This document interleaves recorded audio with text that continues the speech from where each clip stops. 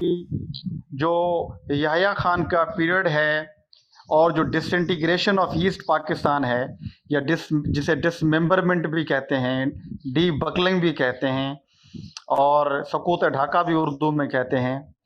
यानी याह्या खान का जो दौर है और जो डिसइंटीग्रेशन ऑफ ईस्ट पाकिस्तान हुई या डिसइंटीग्रेशन ऑफ पाकिस्तान भी कहते हैं कि पाकिस्तान दो हिस्सों में बट गया। पाकिस्तान का एक जो सूबा था वो पाकिस्तान से साइड पे चला गया, डिसइंटीग्रेट हो गया, उसे हम कहते हैं। तो ये जो दौर है ये बेसिकली दौर है 1969 टू 71, यानी टोटल 3 साल हैं और इन 3 सालों में वो कुछ हुआ जिसका खमियाजा आज तक हम भुगत रहे हैं। उस चीज़ को हम डिस्कस करेंगे। सिर्फ याह्या खान के पीरियड को हमने आज डिस्कस करना है। तो first we will discuss the step down of Ayub in Yahya's assuming power in 1969। Ayub Khan जो है उसने स्टेप डाउन कर लिया था मास प्रोटेस्ट की वजह से। तो उसने कैसे स्टेप डाउन किया और याह्या ने अज्यूम किया पावर 1969 के अंदर, तो उसने क्या क्या अनाउंसमेंट की, क्या क्या डेवलपमेंट्स हुई।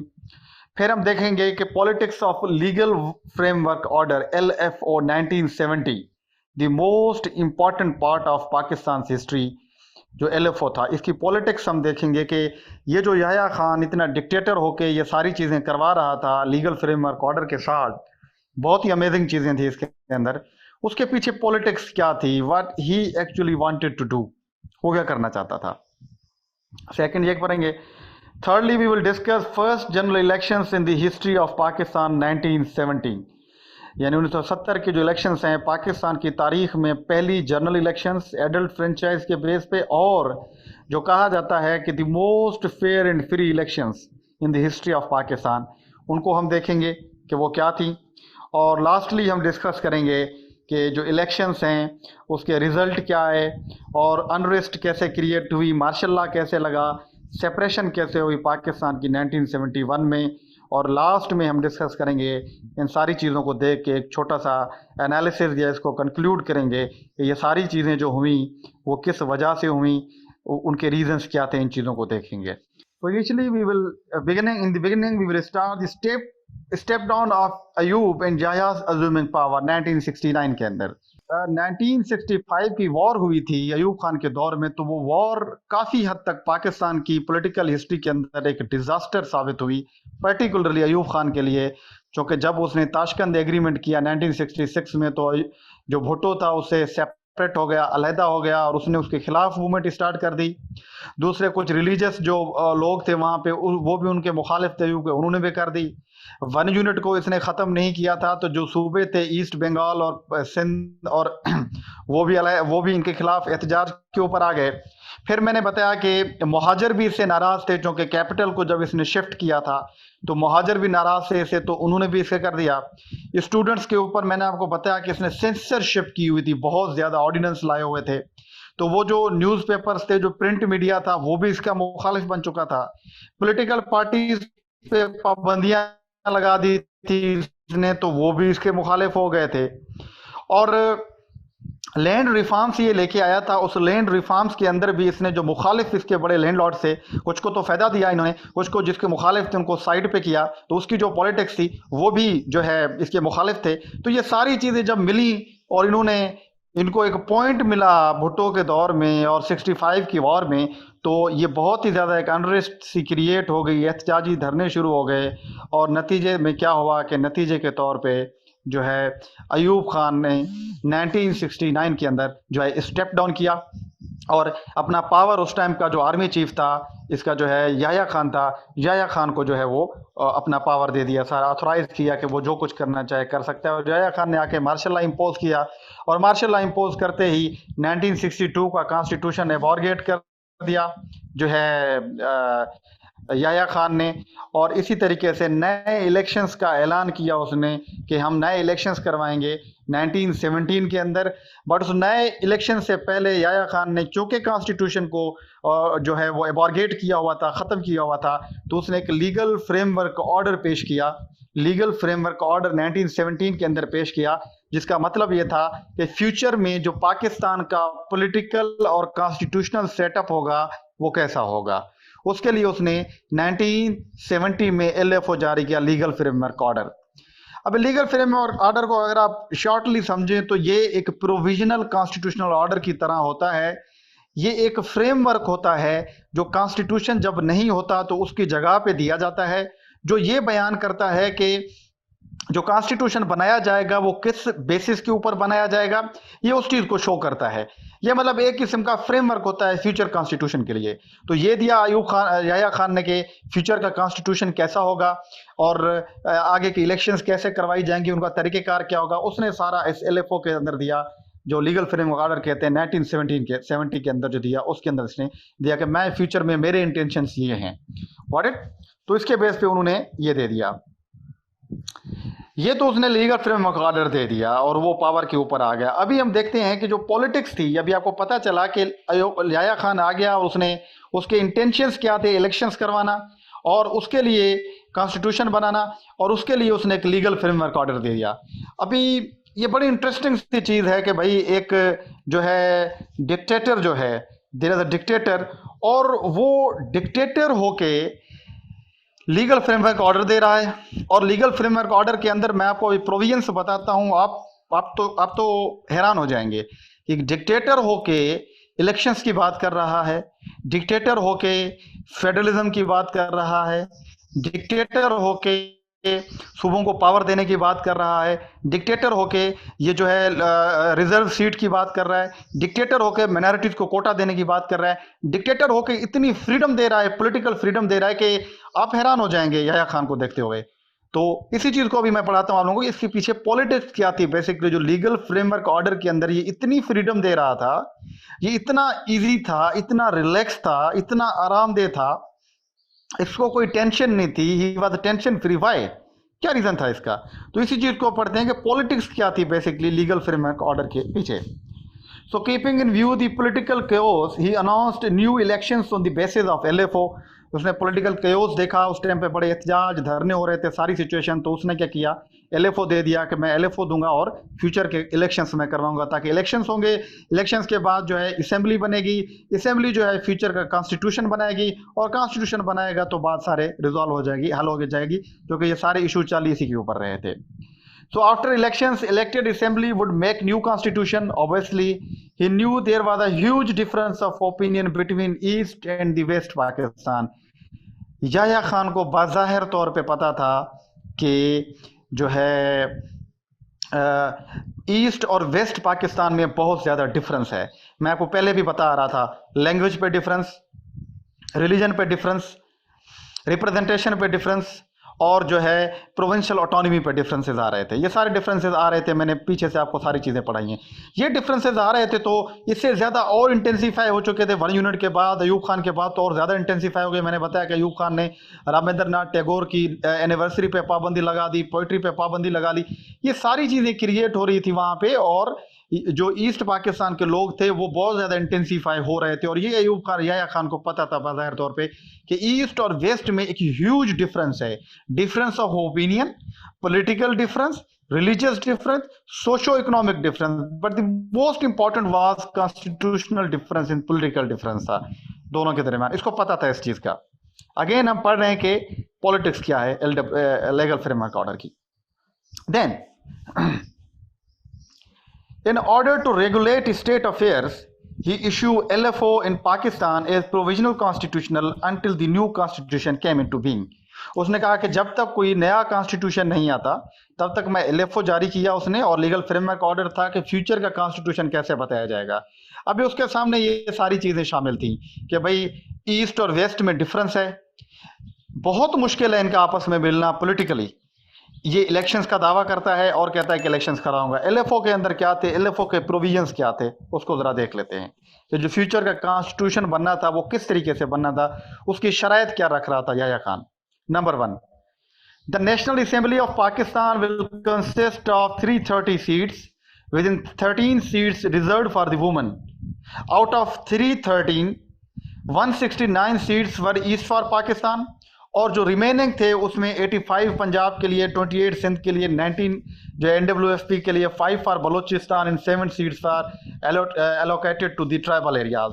इसने इस तरीके से सीटों की डिवीजन की कि फ्यूचर का जो नेशनल असेंबली बनेगी उस नेशनल असेंबली की 313 सीटें होंगी, 13 वुमेन के लिए रिजर्व होंगी। बाकी जो 313 बचेंगी, 300 जो बचेंगी, बकिया जो बचेंगी, उसमें 160 जो होंगी वो होंगी ईस्ट पाकिस्तान के लिए सिर्फ, और रिमेनिंग जो होंगी वो वेस्ट पाकिस्तान के लिए होंगे। और वेस्ट पाकिस्तान में भी पॉपुलेशन के हिसाब से चीजें डिवाइड की जाएंगी आगे। एक तो प्रोविजनल ये बताया कि फ्यूचर कॉन्स्टिट्यूशन इस तरीके से बनेगा इलेक्शंस के बाद। Number 2, each province will have a provincial assembly consisting of elected members. Provincial assembly बनाई जाएगी हर सूबे में, उसके इलेक्टेड मेंबर्स होंगे, उनके भी इलेक्शंस होंगे। East Pakistan provincial assembly will have 400 members, Punjab 186, Sindh 62, Balochistan 21, NWFU 42। ये हर सूबे की अपनी अपनी जो है असेंबली होगी, जैसे अभी भी हैं असेंबलीज, इस तरीके से उनको सीटें अलॉट की जाएंगी। Third, the election for national assembly will be held on 5th October 1970 and for provincial assembly not later than 22 October। इसने कहा कि 5 अक्टूबर 1970 को इलेक्शंस होंगे नेशनल असेंबली के, और जो 22 अक्टूबर से जो है इलेक्शंस होंगे वो प्रोविंशियल असेंबली के। तो इलेक्शंस करवाए जाएंगे। किसी डिक्टेटर ने ऐसा नहीं किया आगे, he was doing that. Why he was doing that, हमारी डिस्कशन यही है। Fourth, the new constitution of Pakistan will follow the principles. जो पाकिस्तान का नया कॉन्स्टिट्यूशन बनेगा उसमें ये चीजें जरूर डाली जाएंगी। वो उसने कहा नंबर 1 फेडरल रिपब्लिक होगा, इस्लामिक रिपब्लिक ऑफ नाम होगा उसका। जो हेड होगा पाकिस्तान का दैट विल बी अ मुस्लिम, और जो अल्लाह के और इस्लाम के ऊपर यकीन रखता होगा। जो है ऑब्जेक्टिव रेजोल्यूशन 1949 को रखा गया। The principle of democracy will prevail by hiding free elections for federal and provincial legislatures on the basis of adult franchise. Independent judiciary will be made possible along the fundamental rights for the citizens। यानी कि free and fair elections करवाए जाएंगे national और provincial assemblies के, adult franchise के ऊपर कराए जाएंगे इंडिपेंडेंट जुडिशरी के अंदर। So now their question arises, what does mean by the adult franchise? Adult franchise का मतलब ये है कि हर 18 साल का जो बंदा है, जो सिटीजन है, he would be able to cast the votes. अभी भी हमारे यहाँ ऐसे है एडल्ट फ्रेंचाइज है, जिसे यूनिवर्सल एडल्ट फ्रेंचाइज भी कहते हैं, जिसे एडल्ट फ्रेंचाइज भी कहते हैं। यानी कि 18 साल का बंदा जब वोट कास्ट करे। इसके मुखालिफ में कॉन्सेप्ट है that is restricted franchise. Restricted franchise का मतलब होता है कि आप रिस्ट्रिक्ट कर देते हैं, या तो 19 साल का, या तो 20 साल का, या तो 22 साल का। जब आप जो वोटर है उसको रिस्ट्रिक्ट कर देते हैं वोट देने के लिए, 18 साल का ना हो, वो 19 का 20 का हो सकता है, उससे हम रिस्ट्रिक्टेड कहते हैं। यानी कि जैसे चल रहा था हमारे यहाँ कॉलोनियल दौर के अंदर, जब ब्रिटिश यहाँ पे इलेक्शंस करवाते थे तो उस टाइम पे रिस्ट्रिक्टेड फ्रेंचाइज होती थी। उसमें होता था कि इतनी एजुकेशन वाला बंदा वोट कास्ट कर सकता है, इतनी प्रॉपर्टी जिसके पास हो वो वोट कास्ट कर सकता है, तो उसे रिस्ट्रिक्टेड फ्रेंचाइज कहते हैं। इवन जो हमारे यहाँ मुशर्रफ का दौर था उसमें भी रिस्ट्रिक्टेड फ्रेंचाइज आया था, 20 ईयर्स के लोग जो थे वो वोट कास्ट कर सकते थे। But now we have adult franchise के 18 साल का बंदा वोट कर सकता है। तो उसने कहा कि पहली दफा कह रहा था कि 18 साल के बंदे जो हैं, जो सिटीजन्स हैं, वो वोट कर सकेंगे। All provinces will be given maximum autonomy while the centre will also remain the strong. सूबों को मैक्सिमम ऑटोनॉमी दी जाएगी, बट जो प्रोविंशियल जो सेंटर होगा वो स्ट्रांग होगा। सेंटर स्ट्रांग होगा और जो है वो सूबों को ऑटोनॉमी दी जाएगी कुछ हद तक, बस सेंटर अगेन स्ट्रांग रहेगा। ठीक है, ये डिक्टेटर कह रहा है। एक और प्रोविजन था, the citizens of the country will be able to participate actively in the affairs of state in the state will eliminate economic disparities in the society. ठीक है, सोसाइटी के अंदर जो है डिस्पैरिटीज को खत्म किया जाएगा और कहा जाएगा कि हर बंदा पार्टिसिपेट कर सकता है। ये सारी चीजें उसके अंदर दी गई। फ्यूचर का कॉन्स्टिट्यूशन इस तरीके से होगा। The constitution of the country will make it possible Muslims of Pakistan to live their life according to Islam. Minorities will follow their own faiths and will be able to enjoy the benefits of citizens with their fellow Pakistanis। यानी जो मुसलमान होंगे वो इस्लाम के मुताबिक ज़िंदगी गुजारेंगे, और minorities को भी ये राइट होगा, उनको पावर होगा, उनको अथॉरिटी होगी, उनको फ्रीडम होगी कि वो अपने हिसाब से ज़िंदगी गुजार सकें। ये चीज़ें बताई गई। अभी आते हैं जो मेन प्रोविजन था LFO का, जिसके पीछे सारा LFO दिया गया। वो प्रोविजन क्या था? वो ही पॉलिटिक्स थी LFO के ऊपर। वो क्या थी? वो ये थी कि जो है within 120 days of the first meeting of the National Assembly it would form a constitution bill, and if it fails to do so, it will dissolve. This was the main provision of LFO. यही थी politics LFO के ऊपर। LFO के अंदर लिखा गया कि सारे इलेक्शंस हो जाएंगे, सारी चीजें हो गई। उसके बाद जो भी पॉलिटिकल पार्टी जीत के आएगी उनका पहला इजलास होगा। जब पहला इजलास होगा तो उसके बाद 120 डेज के अंदर अगर नया कॉन्स्टिट्यूशन नहीं बनाया गया तो वो असेंबली ऑटोमेटिकली डिसॉल्व हो जाएगी। ये प्रोविजन दिया गया LFO के लास्ट में। क्या दिया गया कि इलेक्शंस हो जाएंगे, जो भी पॉलिटिकल पार्टी 1 जीतेगी, 2 जीतेगी या 3 जीतेंगी, उनका इजलास होगा, सेशन बुलाया जाएगा, पहला सेशन। और जैसे ही पहला सेशन स्टार्ट होगा उसके विद इन 120 डेज के अंदर उन्होंने कॉन्स्टिट्यूशन बनाना होगा। अगर 120 डेज के अंदर इजलास हो गया और उन्होंने कॉन्स्टिट्यूशन नहीं बनाया तो क्या होगा, तो वो असेंबली ऑटोमेटिकली डिसॉल्व हो जाएगी। फिर याह्या खान की मर्जी है, वो जो कुछ करे जा कुछ करे, उसकी मर्जी है। ये मेन प्रोविजन था जिस प्रोविजन के पीछे सारी पॉलिटिक्स चल रही थी। क्या पॉलिटिक्स थी? पॉलिटिक्स ये थी, इसका मैं मिसाल देता हूं आपको। यही मैं कल भी बता रहा था कि शोहबनामा जो बुक है, तो उसके अंदर उसने लिखा है कि याह्या खान सिंध की तरफ शिकार करने आया था। तो वहाँ पे शिकार कर रहा था कोई, मतलब तो उस टाइम पे इसके हाथ में बंदूक थी। तो इससे पूछा गया कि आप एक डिक्टेटर हैं, आप इतने पावर कैसे दे रहे हैं सिटीजन्स को? यानी आप इलेक्शंस की अनाउंसमेंट कर दिया आपने, एडल्ट फ्रेंचाइज के ऊपर कह रहे हैं फ्री एंड फेयर इलेक्शंस भी करवाऊंगा, और जो है पार्टीज को भी इजाज़त दे दी है आपने, तो why why why you are doing so? तो याह्या खान ने वहाँ पे जो है बंदूक सीधी तानी और उसने कहा कि ये कभी भी एक नहीं हो पाएंगे। यानी ईस्ट विंग और वेस्ट विंग में जो वहाँ पे अवामी लीग है और यहाँ पे जो भुट्टो है मिसाल के तौर पे, तो ये दोनों के आइडियाज़ बहुत डिफरेंट हैं। ये एक प्लेटफॉर्म पे कभी इकट्ठे नहीं होंगे। और मुझे पता है इनका पहला इजलास होगा। वो कहता है 3 महीने तो क्या, 4 महीनों तो क्या, 1 साल तक ये एक एजेंडे पे इकट्ठे नहीं हो सकते। तो मुझे पता है 120 डेज चुटकी में गुजर जाएंगे, फिर सिर्फ मेरे पावर होंगे, मैं जो कुछ करना चाहूँ कर सकता हूँ। मेरे पास लेजिटिमेसी भी होगी, पॉपुलर सपोर्ट भी होगी, क्योंकि मैंने तो उनको मौका दिया बट वो खुद कुछ नहीं कर पाए। अगेन जो सिविलियंस हैं वो नाकाम हो जाएंगे और जो मिलिट्री रूल है मेरा, मैं उसको फिर सस्टेन कर लूँगा। इसके पीछे पॉलिटिक्स ये थी LFO के ऊपर कि 120 डेज के अंदर इजलास, पहला इजलास होना जरूरी है। पहले इजलास पे बैठी असेंबली इलेक्शंस के बाद 120 डेज के अंदर इलेक्शंस उन्होंने कॉन्स्टिट्यूशन बनाना है। अगर नहीं बनाएंगे तो असेंबली ऑटोमेटिकली 120 डेज के बाद डिसॉल्व हो जाएगी। ये पॉलिटिक्स थी बेसिकली जो है LFO के पीछे। अभी हम इसी को देखते हैं कि क्या ये पॉलिटिक्स सही साबित होती है, क्या ये जो सजेशन थी, ये जो स्ट्रैटेजी थी याह्या खान की, वो कितना वर्कआउट करती है। तो आई होप आप लोगों को LFO समझ आ गया होगा। और LFO के पीछे पॉलिटिक्स क्या थी, वो इसी प्रोविजंस की पॉलिटिक्स थी। तो अभी देखेंगे कि क्या ये कंप्लीट होती है, ये उसकी जो उम्मीदें थी वो होती हैं, या वो कहते हैं कि बंदे के मन में और अल्लाह के मन में और। तो let's see what happens. So I hope यहाँ तक आपको चीज़ें समझ आ गई होंगी। आगे चलते हैं, इसी चीज़ को देखते हैं। ओके, सो पॉलिटिक्स, मैंने जैसे अभी आपको बताया कि याह्या खान को पता था there is a wide division in the both जो विंग्स थी उनके दरमियान, क्योंकि ये अभी से नहीं थी, ये तो 1947 से थी। पहली डिवीजन क्या थी? रिलीजन। उन्होंने कहा कॉन्स्टिट्यूशन फ्यूचर का बनेगा, वो तो पहले से कह रहे सेकुलर होगा, और ये कह रहे नहीं इस्लामिक होगा। उसी टाइम पे इशू चल रहा था कि रिप्रेजेंटेशन के ऊपर इशू चल रहा था, प्रोविंशियल ऑटोनॉमी पे इशू चल रहा था, लैंग्वेज के ऊपर इशू चल रहा था। तो जो है ये सारे इश्यूज थे जो चल रहे थे, और याह्या खान को पता था कि इन इश्यूज पे ये कभी भी मुत्तफिक नहीं होंगे ईस्ट और वेस्ट विंग, और इलेक्शंस भी करवा लूंगा चाहे जो भी जीत के आ जाए। और उनका इजलास होगा, इजलास में 120 डेज कोई बड़ा मसला नहीं है, गुजर जाएंगे और ये एक पॉइंट पे इकट्ठे नहीं होंगे, फिर मेरा पावर होगा। He knew both wings did not agree on single agenda for constitution. As a result, they would not be able to agree upon constitution in 120 days in constitution.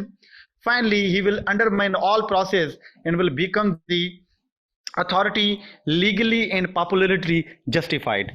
तो बाद में ये उनको ख़त्म कर देगा और बाद में इसकी जो अथॉरिटी होगी वो लीगली जस्टिफाइड होगी, ये चाहे उनको फिर हटा भी देता है, जो कुछ भी करता है लीगली जस्टिफाइड होंगी चीजें, तो उसके लिए कोई मसला नहीं था। ये बेसिक पॉलिटिक्स थी जो है आप कहें कि एलएफओ के पीछे। अभी देखते हैं क्या ये पॉलिटिक्स उसकी वर्कआउट करती है या नहीं करती। सो आई होप आप लोगों को एक अंदाजा हो गया होगा कि एलएफओ क्या था और एलएफओ के पीछे पॉलिटिक्स क्या थी बेसिकली।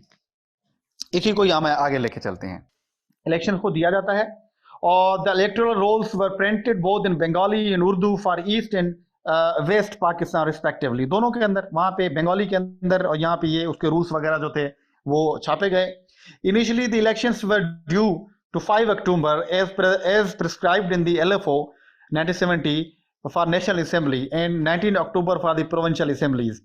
बट वहाँ पे एक अनसर्टेन सा जो है इशू हुआ, वो ये था कि वहाँ पे पोस्टपोन करने पे इलेक्शंस को दिसंबर तक, क्योंकि उसी साल यानी अक्टूबर से दिसंबर में इलेक्शंस करवाने पड़े, क्योंकि ईस्ट पाकिस्तान के अंदर बहुत ही ज़्यादा फ्लड्स आए थे और मानसून की बारिशें चली थी, तो थोड़ी सी इमरजेंसी सिचुएशन क्रिएट हो गई, तो इलेक्शंस कुछ टाइम के लिए डिले हो गई और दिसंबर में बाद में इलेक्शन जो थी हुई। और फाइनली जो 7 और जो 17 दिसंबर की इलेक्शंस हैं उनको कहा गया कि अक्टूबर की बजाय दिसंबर में इलेक्शंस करवाए जाएंगे। Still elections for 9 seats national assembly की जो थी वो और 18 प्रोविंशियल असेंबली की वो 17 जनवरी को हुई थी 1971 को, क्योंकि साइक्लोन आ गया था ईस्ट पाकिस्तान में, बट ज्यादातर दिसंबर में हो गई थी सारी चीजें इलेक्शंस जो थी। The elections were held on party basis and from 1 January to 1970 the political parties are allowed to start campaigning. उनको इजाजत दी गई कि वो अपनी पार्टी जो है कैंपेन करें, जितना कुछ करना चाहते हैं, जिसको जो कुछ करना है करे अपने इलेक्शंस के लिए। तकरीबन 24 पार्टीज जो थी उन्होंने पार्टिसिपेट किया इलेक्शंस में, और वो 2 पार्टीज वो जो 24 पार्टीज थी वो 2 जो थी ग्रुप्स के अंदर डिवाइडेड थी। देवर 2 ग्रुप्स मेनली। कुछ पार्टी वो थी जो रिलीजियस थी, कुछ पार्टी सेकुलर थी। डिवीजन थी एक पार्टीज के अंदर जो पार्टिसिपेट कर रही थी उस टाइम के अंदर। तो मैं जैसे मिसाल दे दूं आपको, जैसे रिलीजियस पार्टी थी, जैसे कन्वेंशन मुस्लिम लीग थी, ये अयूब खान ने बनवाई थी। कयूम मुस्लिम लीग थी, पाकिस्तान मुस्लिम लीग थी, यानी एक पाकिस्तान मुस्लिम लीग थी जो ऑल इंडिया मुस्लिम लीग बनी। उससे जो पाकिस्तान आज़ाद हुआ तो उसके बाद पाकिस्तान मुस्लिम लीग बनी, और उसी पाकिस्तान मुस्लिम लीग से मुस्लिम लीग कयूम बनी, मुस्लिम लीग कन्वेंशन मुस्लिम लीग बनी, और ये फिर मिलती है, फिर आगे जो है फंक्शनल लीग बनती है। और ये अभी तक जो भी मुस्लिम लीगें आपको मिल रही हैं ये उसी पार्टी से ही निकली हुई हैं। और जो पाकिस्तान डेमोक्रेटिक पार्टी थी, जमायतुल इस्लाम थी, जमायतुल उलमा पाकिस्तान और जमातुल इस्लामी, ये जो थी ये रिलीजियस पॉलिटिकल पार्टीज थी जो पार्टिसिपेट कर रही थी। और these religious parties called for the Islamisation of the country, उसकी डिमांड कर रही थी, उनके मंशूर इसी में ही था। बट दो having common attitude they were absolutely different from one another, that is why they could not unite on a single platform. हालांकि उनका मकसद तो एक थे, बट उनकी स्ट्रेटजीज डिफरेंट थी, इसलिए उनमें से किसी ने भी कोई यूनाइट नहीं हुई आपस में, कोई पार्टी उन्होंने कोई अलायंस नहीं बनाया, हर कोई अपने हिसाब से पार्टी कर रही थी। और दूसरा जो याह्या रिजीम था, ये भी इन्हीं पार्टी को, रिलीजियस पार्टी को सपोर्ट कर रहा था, जो कि याह्या खान खुद एक कंजर्वेटिव टाइप का आदमी था इन अ सेंस कि ही वाज रिलीजियस पर्सन, तो उसकी जो सिंपैथीज थी वो इन्हीं रिलीजियस पार्टी के साथ थी। तो रिलीजियस पार्टी में तो ये थी जो उस टाइम पे पार्टिसिपेट कर रही थी। और दूसरी सेकुलर पॉलिटिकल पार्टीज थी। सेकुलर पॉलिटिकल पार्टीज में 2 इंपॉर्टेंट थी और दोनों रीजनल पॉलिटिकल पार्टीज थी। एक थी पाकिस्तान पीपल्स पार्टी जिसको जुल्फकार अली भुट्टो हेड कर रहा था, और दूसरी अवामी लीग जिसको शेख मुजीबुर रहमान कर रहा था। ये दोनों सेकुलर पॉलिटिकल पार्टीज थी, सिर्फ 2 ही, और दोनों रीजनल थी। वो ईस्ट रीजन में थी, ये वेस्ट रीजन में कर रही थी। Their prime focus was on economic issues. they both got immense public support as compared to all other political parties। सबसे ज्यादा लोग इनको सपोर्ट कर रहे थे, यहाँ पे पीपल्स पार्टी को और वहाँ पे अवामी लीग को। their supporters belong to all the sections of the society, consequently these two turned into mass movements। तो सबसे ज्यादा चौके सपोर्ट इनको मिल रही थी, तो लिहाजा ये 2 वो पॉलिटिकल पार्टीज थी जो सबसे ज्यादा मेन स्ट्रीम पॉलिटिकल पार्टीज की तरफ से उभर रही थी अपनी कैंपेनिंग के दौरान, जो कि अवाम की ज़्यादा सपोर्ट इनको थी। उसका रीज़न ये था कि इनका जो मंशूर था, इनका जो मैनिफेस्टो था, इनका जो प्रोग्राम था, वो लोगों के लिए अट्रैक्टिव था as compare to religious political parties. तो ये 2 टॉप पे आ रही थी पॉलिटिकल पार्टीज, पर ये ईस्ट में, वो वेस्ट में थी। तो शेख मुजीब जो था वो जो है क्या कहते हैं, अवामी लीग का जो सुप्रीम लीडर था, और उसकी पॉपुलरिटी थी बहुत ज़्यादा ईस्टर्न विंग में। और उसने जो अपना मैनिफेस्टो दिया वो उसका मशहूर 6 पॉइंट से, तो वो 6 पॉइंट्स के ऊपर अपने इलेक्शंस लड़ रहा था और अपने वोट ले रहा था कि मैंने इस 6 पॉइंट पे लेने हैं। ऑन दी अदर हैंड जो भुट्टो था वो ले रहा था जो है रोटी कपड़ा मकान के नारे पे ले रहा था। तो खैर उसको भी हम देखते हैं। तो ये शेख मुजीब के यानी जो है अवामी लीग के 6 पॉइंट्स क्या थे, जिस 6 पॉइंट्स के बेसिस पे वो कैंपेन कर रहा था, जिस 6 पॉइंट के बेसिस पे उसने इलेक्शंस जीते, जिस 6 पॉइंट के बेसिस पे सेपरेशन हुई ईस्ट बंगाल की, वो क्या थे, इसी चीज को हम डिस्कस करते हैं। और बहुत सारी पॉलिटिकल पार्टीज उभर के आ रही थी, दो हिस्सों में डिवाइडेड थी पॉलिटिकल पार्टीज। एक जो थी वो रिलीजियस थी, एक जो थी वो सेक्युलर थी। Religious political parties as such famous नहीं थी, पॉपुलर नहीं थी जितनी के सेक्युलर थी। और सेक्युलर में भी दो पॉलिटिकल पार्टीज थी, और दो पॉलिटिकल पार्टीज में से जो है एक थी ईस्ट विंग के अंदर अवामी लीग थी, शेख मुजीब जिसको लीड कर रहा था, और वेस्ट विंग के अंदर पीपुल्स पार्टी थी, पाकिस्तान पीपुल्स पार्टी थी, जिसको जुल्फकार अली भुट्टो लीड कर रहा था। तो दोनों के अपने अपने मंशूर थे। जो अवामी लीग थी उसका ईस्ट विंग के अंदर जब वो अपनी कैंपेन कर रही थी तो उसकी कैंपेन 6 पॉइंट्स के ऊपर जो थी वो डिपेंड थी, टोटली 6 पॉइंट्स के ऊपर, जिसे मुजीब के 6 पॉइंट भी कहा जाते हैं। 6 पॉइंट्स मुजीब या अवामी लीग के 6 पॉइंट्स भी कहे जाते हैं, अक्सर सुने होंगे आप लोगों ने। तो वो 6 पॉइंट बेसिकली क्या थे, इसको जरा सा हम देख लेते हैं, जिसपे वो पूरी कैंपेन कर रहे थे उस टाइम पे। Okay, 6 points of Sheikh Mujibur Rahman जिसे कहते हैं। नंबर 1 उसने कहा, उस पॉइंट के अंदर क्या था कि there would be a federal parliamentary system based on direct adult franchise and representation of provinces would be on the basis of population in the federal legislature, जिस पे हमेशा से उनका इशू चला आ रहा था कि एक फेडरल स्ट्रक्चर होगा पाकिस्तान का, पार्लियामेंट्री सिस्टम होगा जिसके अंदर प्राइम मिनिस्टर होगा और वो लेजिस्लेचर से लिया जाएगा, और लेजिस्लेचर की जो रिप्रेजेंटेशन होगी, उसकी जो नुमाइंदगी होगी, उसकी जो मेंबरशिप होगी, वो मेंबरशिप पॉपुलेशन के बेसिस पे होगी। यानी जिस एरिया की ज़्यादा पॉपुलेशन है उसकी ज़्यादा चीज़ें दी जाएंगी। और इसके ऊपर वेस्ट विंग का बड़ा तजाद था, वो कहते नहीं पॉपुलेशन के नहीं, एरिया के बेस पे होनी चाहिए। मैंने डिटेल से बताई थी आपको, ये जो डिस्कशन हमारी हुई थी परसों। Number 2, the federal government will be restricted only to foreign affairs, defence and currency, and even regarding foreign affairs the dealings of economic matters would be rest with the provinces।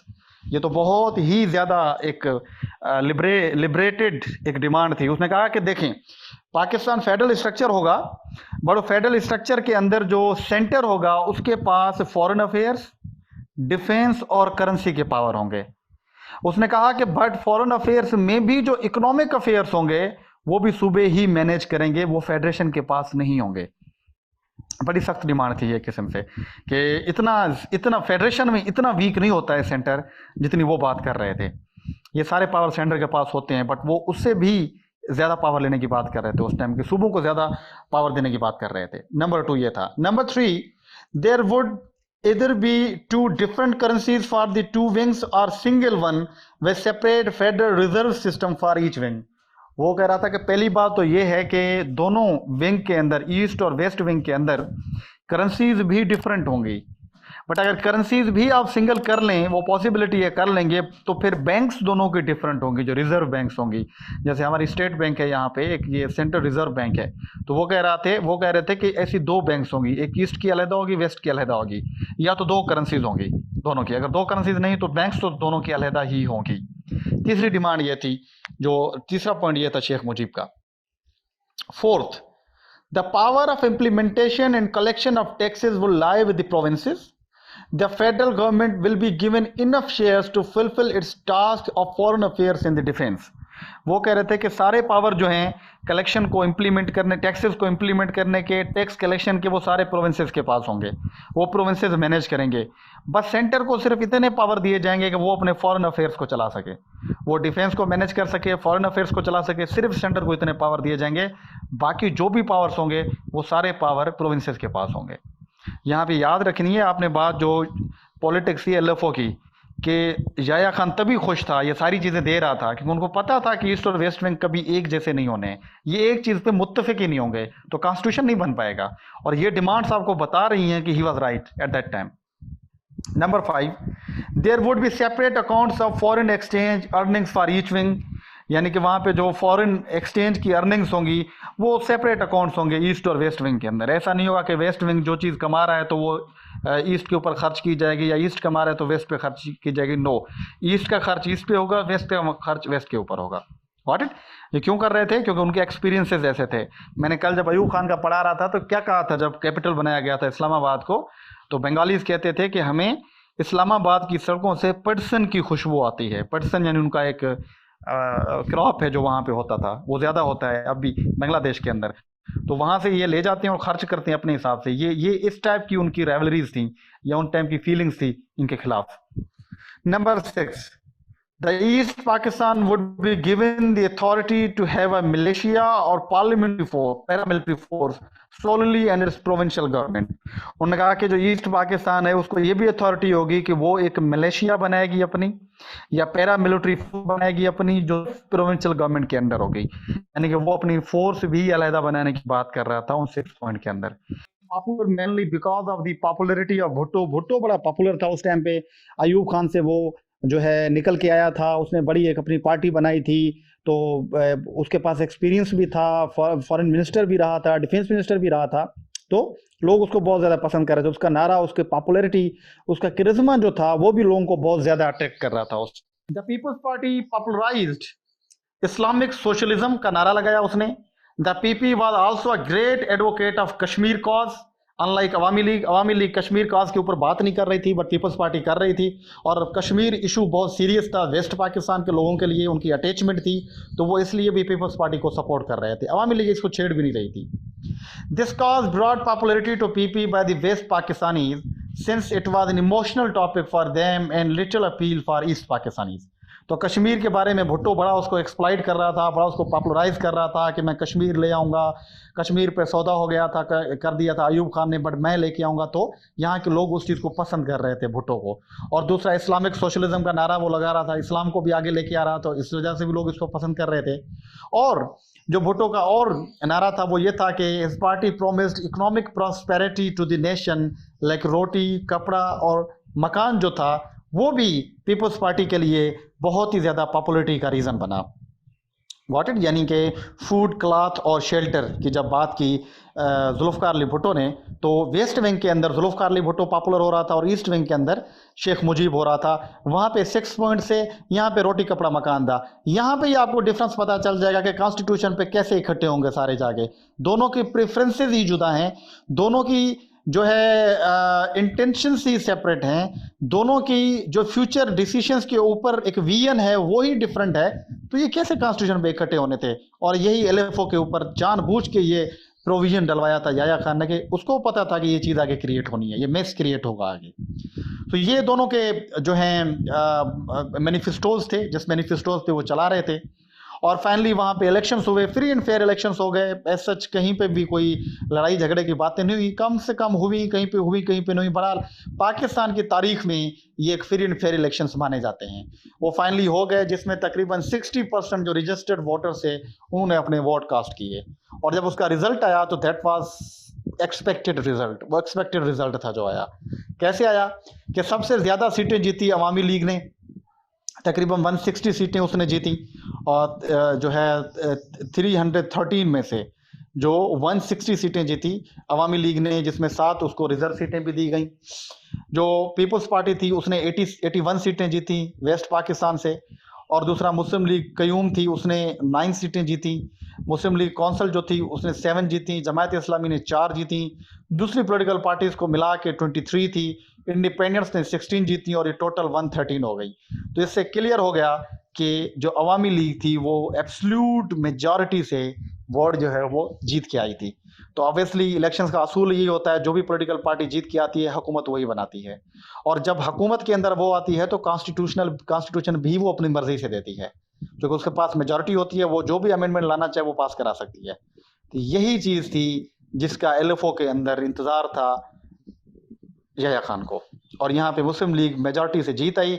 Officially तौर पे तो ये चीज़ें थी कि जो है दावत देनी चाहिए थी अवामी लीग को कि आप आएँ, आप मेजॉरिटी से जीत के आएँ, आप आएँ, अपना वज़ीर आज़म भी सिलेक्ट करें और आप इलेक्शन पे जीतें, जैसे हमारे यहाँ भी होता है इस तरीके से। बट ऐसा कुछ हुआ नहीं। जो एक्सपेक्ट कर रहा था याया खान उससे थोड़ी उलट चीज़ें हो गई। After math of the elections उसके रिजल्ट्स क्या है? As per the LFO, after elections, newly elected parties first session and then within 20 days new elections constitution। यानी कि इलेक्शंस हो गए, अभी इलेक्शंस के बाद एलएफओ के अंदर बताया गया था कि न्यूली इलेक्टेड पार्टीज आएंगी, अपने हलफ लेंगी, हलफ बर्दारी होगी, उनकी पहला सेशन हो जाएगा और पहला सेशन जब स्टार्ट होगा उसी दिन से 120 डेज का काउंट स्टार्ट हो जाएगा और उनको कॉन्स्टिट्यूशन बनाना होगा, वरना डिसॉल्व हो जाएंगी। अभी ये प्रोसेस रहता था।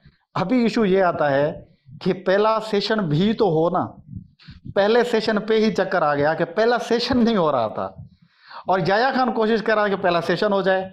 अभी दोनों पॉलिटिकल पार्टीज एक्सट्रीम पे आ गई, दोनों सेशन करने के पोजीशन में नहीं थी कि वो एक दफ़ा बैठ जाएं। याया खान कह रहा था फिर 120 डेज में सवाल ही पैदा नहीं होता कॉन्स्टिट्यूशन बनाए। अभी वो एक दफ़ा बैठ नहीं रही थी, एक दफ़ा सेशन कॉल नहीं हो रहा था। But Awami League and Peoples Party were ready to sit in convened session. देखते हैं, both leaders hold extreme positions, however Awami League won majority. दोनों एक्सट्रीम पोजीशन लेके खड़े हो गए। भुट्टो ने वही जिद कर ली कि मैंने नहीं इलेक्शन जो है वो करना है, सेशन जो है वो कॉल नहीं करना है हमने। अवामी लीग चूँकि मेजॉरिटी में थी, वो जीती हुई थी, वो तो चाह रही थी कि सेशन कॉल हो जाए, उनको वजीर आजम उनका हो जाना था और वो अपने प्रोसेस चला सकते। बट जो भुट्टो था वो इस चीज़ को रेजिस्ट कर रहा था कि सेशन नहीं बुलाना है किसी भी तरीके से, क्योंकि भुट्टो को पता था एक दफ़ा सेशन कन्वेन हो गया 120 डेज के अंदर मजबूरन भी कॉन्स्टिट्यूशन बनाना होगा, वरना ये लेजिटिमेसी सारी हमारी चली जाएगी। क्योंकि जो था याया खान था वो रेडी बैठा हुआ था वहाँ पे। But Bhutto didn't want to set, even Sheikh Mujib wanted session. Bhutto नहीं बैठना चाहता था, Bhutto opposed any session. Bhutto ने हर सेशन को कहा कि वो नहीं बुलवाएगा। इवन कि भुट्टो ने तो ये भी कहा था कि जब ढाका के अंदर शेख मुजीब ने अपनी तरफ से कन्वेंशन जो है सेशन जो उसको कन्वेन किया कि आप आए सेशन बनाते हैं, और याया खान ने भी कहा था, तो भुट्टो ने तो उस पर कहा था कि जो भी मेरी तरफ से गया मैं उसकी टांगें तोड़ दूंगा। मतलब ये टोटली तौर पे रेजिस्ट कर रहा था कि सेशन ना हो किसी भी तरीके से। और याया खान बेचारा परेशान था कि एक दफ़ा सेशन तो हो जाए, क्योंकि सेशन एक दफ़ा होगा तो फिर ही काउंटडाउन शुरू होगा। अभी सेशन स्टार्ट नहीं हो रहा था कि उसका काउंटडाउन स्टार्ट हो, और याया खान को इसी चीज़ की बड़ी वो थी, परेशानी थी। तो इसलिए उसकी भी पूरी कोशिश थी कि एक दफ़ा कन्वेंशन बुला लें, एक दफ़ा मिल जाएंगे सारे लोग। अवामी लीग भी चाह रही थी कि हम मिलें, बट भुट्टो जिद करके खड़ा हुआ था कि नहीं, हमने नहीं जाना है, हमने कन्वेंशन में नहीं जाना है। ये सिचुएशन थी उस टाइम पे जो आपको नजर आ रही है। In a desperate bid to break the political deadlock, Yahya Khan announced the National Assembly session will be held on Dhaka in 3rd March 1971 for seeking the solution of constitutional matters. तो याया खान ने अपनी तरफ से बुलवा लिया एक session 3 जो है मार्च 1971 को के आएँ, सारे लोग मिले, वहाँ पे बैठें और कॉन्स्टिट्यूशनल मैटर के ऊपर डिस्कस करें, क्योंकि वो चाहता था कि एक दफ़ा मिल ले, एक दफ़ा बैठ जाएंगे सारे। उस टाइम पे भुट्टो ने यही कहा था जो मैंने पहले आपको बताया कि जो भी वहाँ पे गया मैं उसकी टांगें तोड़ दूंगा वेस्ट पाकिस्तान से। अवामी लीग तो आई बट भुट्टो नहीं गया, तो जिसकी वजह से वो सेशन हुआ नहीं। याया खान और परेशान हो रहा था। So Awami League and Peoples Party denied that session, दोनों नहीं गए। Later in March East Pakistan province went on tremendous strike in huge civil disobedience. और फिर इसी मार्च के अंदर ही जब अवामी लीग को पता चल गया कि जानबूझ के उनका राइट है, उनके वो जीत के आए हैं, उनके पास पॉपुलर सपोर्ट साथ है, तो उनको हुकूमत क्यों नहीं दी जा रही, इस बेस के ऊपर जो है वो एहतजाज शुरू हो गए ईस्ट पाकिस्तान के अंदर कि हम जीत के आए हैं, पहले भी हमारे साथ इतने जुल्म होते रहे हैं, पहले भी सारी चीज़ें इतनी हुई, कॉन्स्टिट्यूशन नहीं माना। और देखें उनकी कुर्बानियाँ चेक करें ज़रा। पहली बात तो ये थी कि जब 3rd रिपोर्ट आई थी बेसिक प्रिंसिपल की, मैंने बताया बोगरा फार्मूला आया था, वो उनके लिए फेवरेबल नहीं था, फिर भी उन्होंने साइन किया उसको। 56 का कॉन्स्टिट्यूशन इन्होंने डिले किया, जो एबॉर्गेट किया वेस्ट पाकिस्तान ने। इलेक्शंस ये लोग नहीं करवा रहे थे वहाँ पे, 1 यूनिट इन लोगों ने बनवाया था वहाँ पे। इवन दैट भी वो इनके साथ थे कि इलेक्शंस है, पॉपुलरली वो हैं। जब 70 के इलेक्शंस हो गए, फिर उनका राइट था, उनको दी जानी थी चीज़ें, ना पे वहाँ पे कॉन्स्टिट्यूशन के लिए उनको बुलाया गया, ना उनका जो जस्टफुल राइट था उनके लिए उनको एंटरटेन किया जा रहा था। तो फाइनली वो फ्रस्ट्रेशन तो निकलनी थी, और वही फ्रस्ट्रेशन निकली। बहुत ही ज़्यादा वहाँ पे कयोस हो गया ईस्ट पाकिस्तान के अंदर। So thereupon the army was called to curb their civil disobedience. तो आर्मी को वहाँ पे भेजा गया कि वो उनको रोके, but the conditions further deteriorated and there was a great massacre due to clashes that occurred and from between the Mukti Bahini and the Pakistan military. तो वहाँ पे एक ऑपरेशन यानी मार्शल लॉ लगा दिया गया, जो फाइनली तौर पे हालात बहुत ख़राब हो गए। जब आर्मी इन लोगों ने भेजी वहाँ पे, तो वो भी बड़े रेजिस्ट कर रहे थे और आर्मी भी उनको रेजिस्ट कर रही थी। दोनों में बहुत ज़्यादा क्लैशेस हुई, और उस क्लैशेस के बाद क्या हुए कि वहाँ पे एक सिविल वॉर स्टार्ट हो गई ईस्ट पाकिस्तान के अंदर, इसी इशू के ऊपर ही। सो आई होप आपको समझ आ रही होगी। So after many attempts At the stage, Yahya Khan was suggested by his close associates to go for direct military action to curb the uprising of Bengalis once for all. वहाँ पे Bengalis भी clashes कर रहे थे army के साथ, तो याया खान को किसी ने सजेशन दी कि आप जो है वहाँ पे उनको कर्ब करें मुकम्मल तौर पे, वरना ये इशू और बढ़ जाएंगे। तो एज अ रिजल्ट जो है एक ऑपरेशन सर्च लाइट स्टार्ट किया गया पाकिस्तान आर्मी की तरफ से मिडनाइट 25 मार्च 1971 को under the lieutenant general Tikka Khan, the newly appointed martial administrator in the governor of the eastern wing. जब मार्शल लगाया गया था तो इसको वहाँ का गवर्नर मुकर्रर किया गया आर्मी का, और इसने वहाँ पे जो है ऑपरेशन शुरू किया जिसे कहते हैं ऑपरेशन सर्च लाइट ऑपरेशन शुरू किया गया। और साथ में वहाँ पे अल बदर और अल शमस कुछ ऑर्गेनाइजेशंस थी।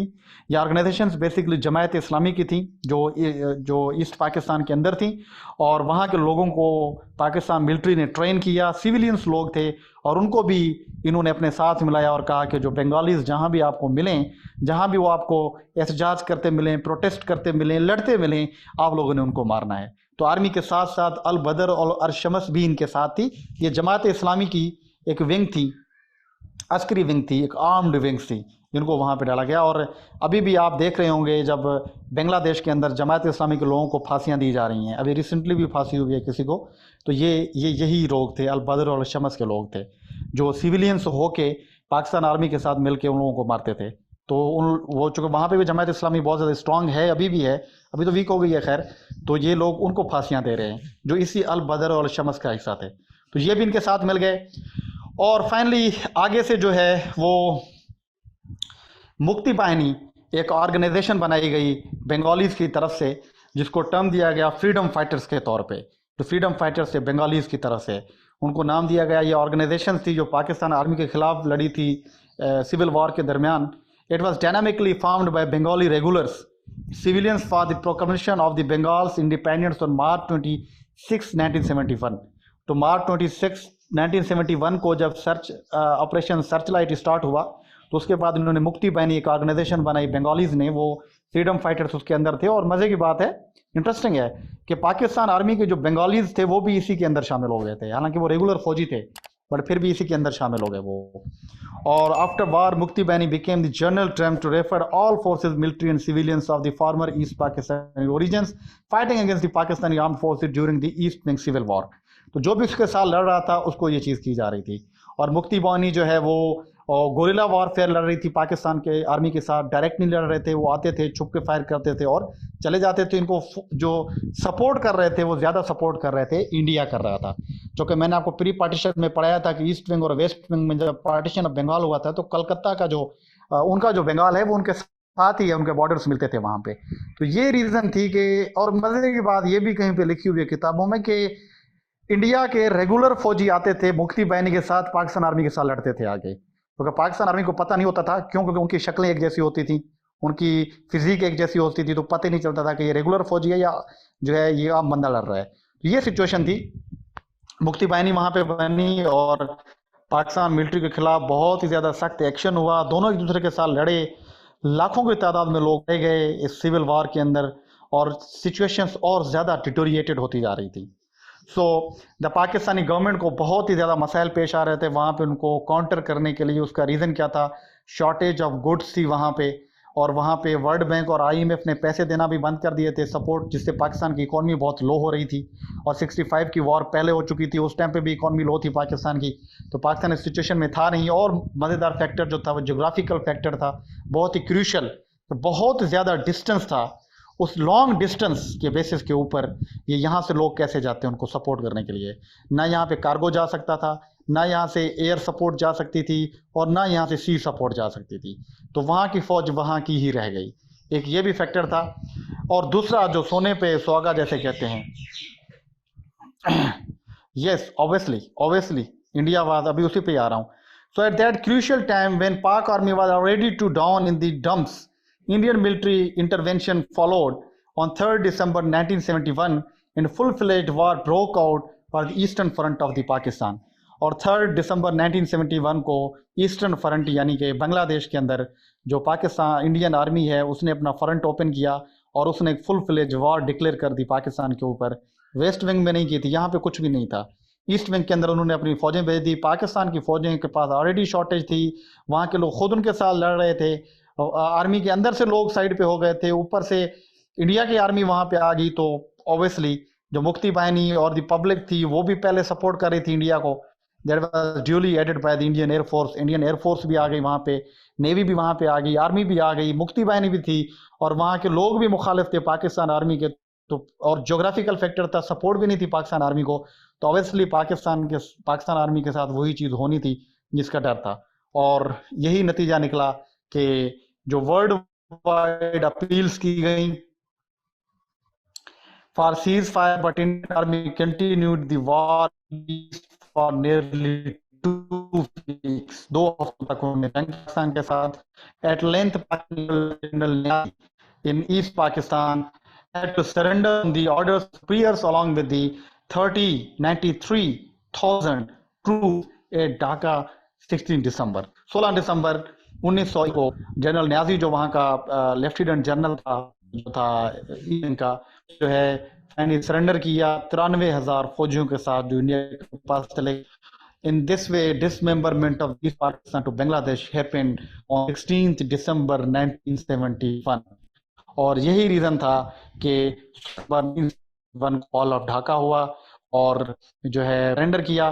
तो बांग्लादेश ने अनाउंस किया, शेख मुजीब ने रेस कोर्स पार्क के अंदर जो ईस्ट पाकिस्तान का था, लाहौर का था, तो उसके अंदर उन्होंने अनाउंस किया के बारे में। और इसी तरीके से जो है ईस्ट पाकिस्तान वो सेपरेट हो गया पाकिस्तान से 16 दिसंबर 1971 के अंदर। याया खान जो था step down and transferred all powers to Zulfikar Ali Bhutto. उसने सारे पावर अपने जुल्फकार अली भुट्टो को दे दिए याया खान ने। No, there was no help from USA and किसी भी पार्टी से पाकिस्तान को, क्योंकि यूएसए ने किले, ये मैं आपको बताऊंगा, ये जब मैं फॉरेन पॉलिसी आपको पढ़ाऊंगा उसमें ये सारी चीज़ें डिस्कस होंगी हमारी, मैं डिटेल से बताऊंगा इस चीज़ को। So Yahya Khan stepped down and transferred all powers to Zulfikar Ali Bhutto in 1971 in the West Wing, whose PP won majority in the West Pakistan. Bhutto became the first civil martial administrator of Pakistan, president and then prime minister. Bhutto had to face many challenges after such disaster. तो भुट्टो ने इस disaster के बाद बहुत ज़्यादा challenges को सामना करना था। इसका थोड़ा एनालिसिस करते हैं कि असल में रीज़न क्या था इस सारी चीज़ों के ऊपर, ये जो ईस्ट पाकिस्तान की सेपरेशन हुई। The story of the 24 years of the union of the East and West Pakistan is tense with the grave misunderstanding, distrust and the suspicion। ये सारी हमें ऐसे ही मिली है, सस्पेशन ही रहा दोनों के दरमियान रहा था। It cannot be denied that it was difficult and unusual political union from the very beginning, which could not only be kept together by constitution that ensured justice order to endanger mutual trust between the people of the two wings of the country। ये हकीकत थी कि ये suspicion, ये distrust, ये सारी चीज़ों को एक ही चीज़ थी जो संभाल सकती थी और कोई फैक्टर नहीं संभाल सकता था, और वो थी कॉन्स्टिट्यूशन मेकिंग। कॉन्स्टिट्यूशन मेकिंग का प्रोसेस ठीक होता तो उनको जस्टिस मिलता, राइट्स मिलते ईस्ट विंग को, तो यही कॉन्स्टिट्यूशन ही एक चीज़ थी जो उनको बचा सकती थी। क्योंकि कॉन्स्टिट्यूशन को बचाया नहीं गया, जिसकी वजह से क्या हुआ कि ये पूरा डिजास्टर आपके सामने आया।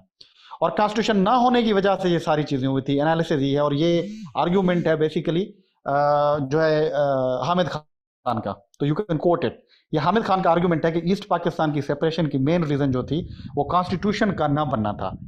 The communality of religion was not enough to keep the two wings regions together. Religion कोई इंपॉर्टेंट चीज़ नहीं थी इतनी कि दोनों को साथ में रखे, बट इंपॉर्टेंट चीज़ थी सोशल जस्टिस। अगर सोशल जस्टिस होता तो ये चीज़ें मेंटेन हो सकती थी, अदरवाइज नहीं।